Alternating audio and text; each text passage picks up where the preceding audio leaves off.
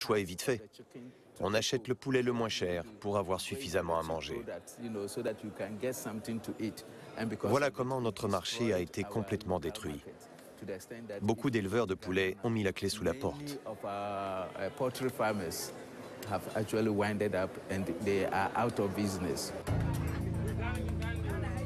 Difficile pour les États africains de protéger leur marché.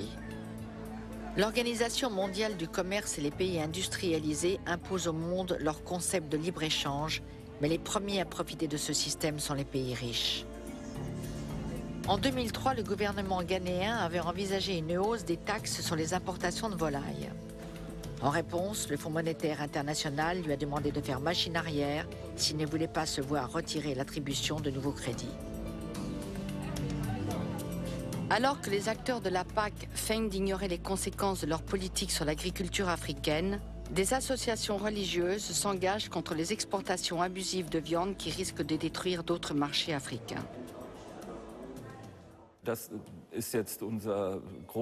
Depuis 5 ou 6 ans, on assiste au même phénomène avec la viande de porc. Et ça, c'est très préoccupant. Tout ça parce que la viande est devenue tellement bon marché en Europe. C'est la même chose avec la viande de bœuf. Avec son arrivée sur les marchés africains, c'est tout un pan de la population qui est menacé, c'est-à-dire les bergers qui n'ont pas de terre. La faim gagne du terrain dès que leurs produits sont concurrencés. Après le Ghana, c'est au tour du Bénin d'être touché par le phénomène. En 2010, ce petit pays a importé plus de 100 000 tonnes de viande de volaille en provenance d'Europe. Une grande partie a ensuite été exportée illégalement au Nigeria, car pour l'instant, Abuja refuse le dumping européen.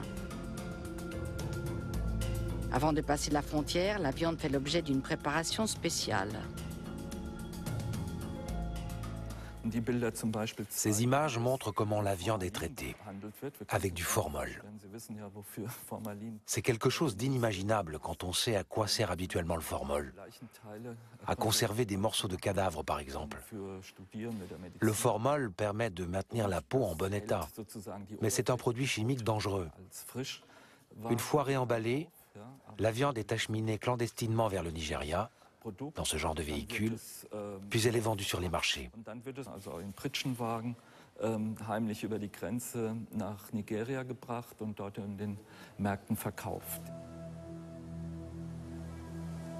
Le Nigeria tente encore de préserver sa production de viande, mais le combat paraît perdu d'avance. Tout ça parce que l'Europe semble décidée à approvisionner le monde en viande, quelles qu'en soient les conséquences.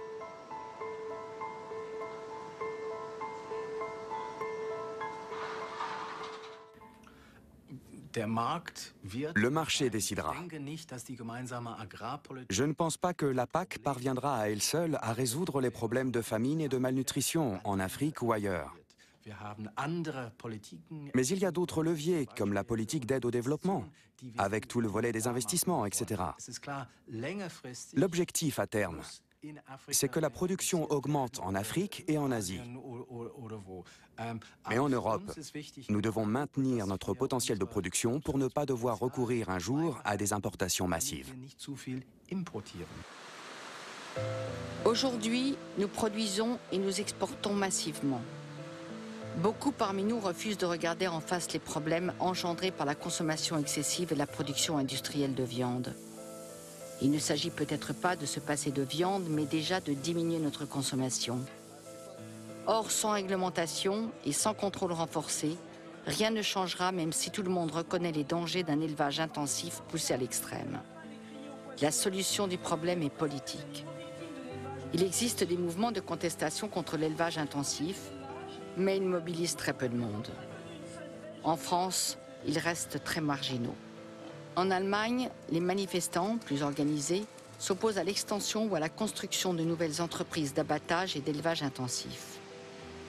Pour la majorité des consommateurs, la priorité reste d'acheter de la viande bon marché.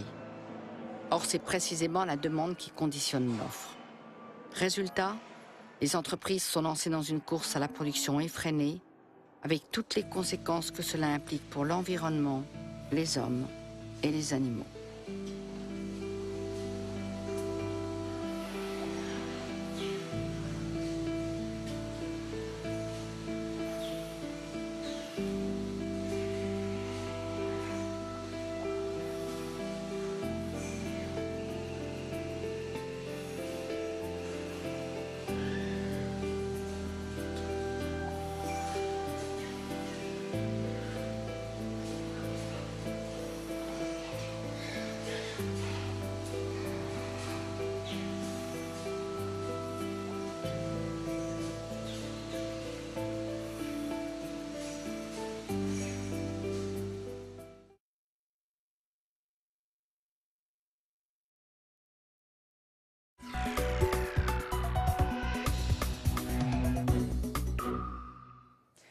Voilà, c'était l'adieu au steak de Jutta Pinzler et cette dernière image pénible, perturbante de ces animaux envoyés à la mort. À présent, c'est le réalisateur Michael Richter qui va nous parler des alternatives à cette consommation de viande tellement problématique. On l'a vu d'un point de vue éthique, sanitaire, géopolitique et environnemental.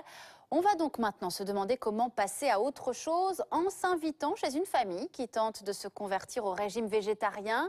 On va aussi constater qu'en France et en Allemagne, on n'en est pas au même niveau de sensibilisation sur ces sujets